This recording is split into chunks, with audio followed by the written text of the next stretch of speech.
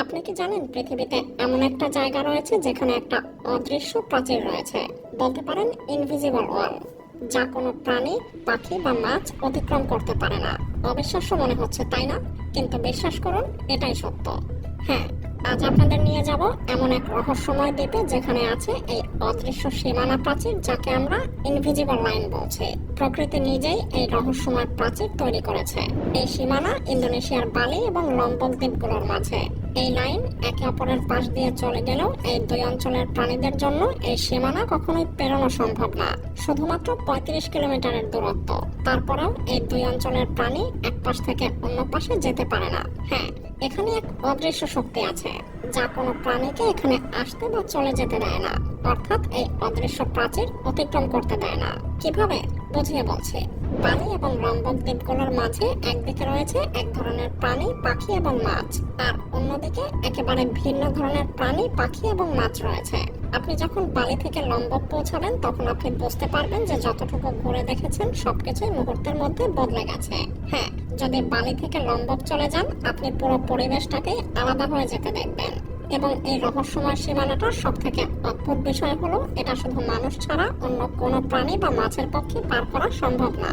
এমনকি একটা পাখিও উড়ে যেতে পারে না। আপনি নিশ্চয়ই ভাবছেন, এই 35 কিলোমিটার দূরে এমন কি আছে যে প্রাণীরা একদিক থেকে আরেক দিকে যেতে পারে না? সত্যি বলতে, এই সীমানার পেছনে রয়েছে এক অদৃশ্য শক্তি, যা সবার অগোচরে পুরো পরিবেশকে একে অপরের থেকে আলাদা করে রেখেছে।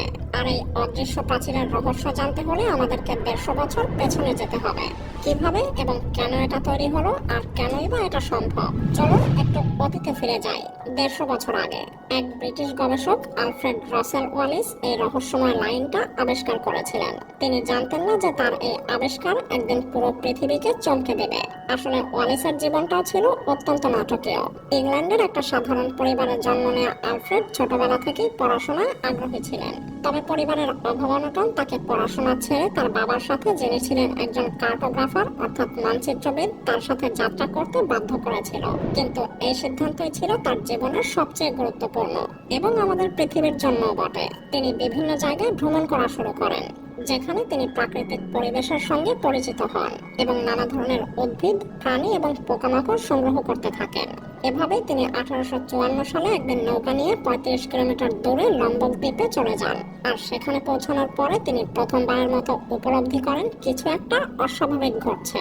এখানে তিনি এমন সব প্রাণী দেখেন যেগুলো তিনি আগে কখনো দেখেননি। কোমোডো ড্রাগন, ক্যাঙ্গারু, কোয়ালা, এমন সব অদ্ভুত প্রাণী। এইসব প্রাণীগুলো কোথা থেকে এসেছে, কেন তারা বালি বা অন্যান্য দ্বীপে নেই? ওয়ালিস আর তার সঙ্গীরা বেশ অবাক হয়ে যান। এখানে তার কাছে এক বড় প্রশ্ন এসে দাঁড়ায়, কেন এই দ্বীপে এত বিচিত্র প্রাণী বসবাস করে? কিছু একটা শক্তি কাজ করছে, এটা সে বুঝতে পারছিল। তবে এই রহস্যময় পরিস্থিতি তাকে ভাবিয়ে তোলে, কিন্তু সমাধানটা আসতে আরো কিছুদিন সময় লাগে। এবং সেই সময়ের মধ্যে তাকে এমন এক অদ্ভুত রোগে আক্রান্ত হতে হয় যা তাকে এক জায়গায় বিশ্রাম নিতে বাধ্য করে। আর সেই বিশ্রামের সময় এই রহস্যময় লাইন সম্পর্কে তার মস্তিষ্কে প্রথম একটা অসাধারণ ধারণা আসে, এবং এই ভাবনাই ছিল তাকে পৃথিবী জুড়ে অবিস্মরণীয় করে তোলার পথে প্রথম পদক্ষেপ। ওয়ালিস যখন তার বিশ্রামে ছিলেন তখন তার মনে অদ্ভুত চিন্তা আসলো। তিনি বুঝতে পারলেন এখানে যা ঘটছে তা কোনো সাধারণ বিষয় না। বালি এবং লম্বক দ্বীপের প্রাণী, পাখি এবং মাছের মধ্যে যে বৈচিত্র্য আছে তা কোনো সাধারণ বিষয় না। কিছু একটা বড় অদৃশ্য শক্তি তাদেরকে পৃথক করে রেখেছে। তবে কি সেই শক্তি? ওয়ালিসের মনে তোলপাড় শুরু হলো। 3টা প্রশ্ন তার মনে ঘুরপাক খাচ্ছিল। প্রথমত, কেন এই দুইটা দ্বীপের প্রাণী একে অপরের সাথে মেলামেশা করে না? দ্বিতীয়ত, কেন পাখিরাও এই অদৃশ্য সীমা পার করতে পারে না? এবং তৃতীয়ত, দুই পাশের মাছেরা কেন এত আলাদা?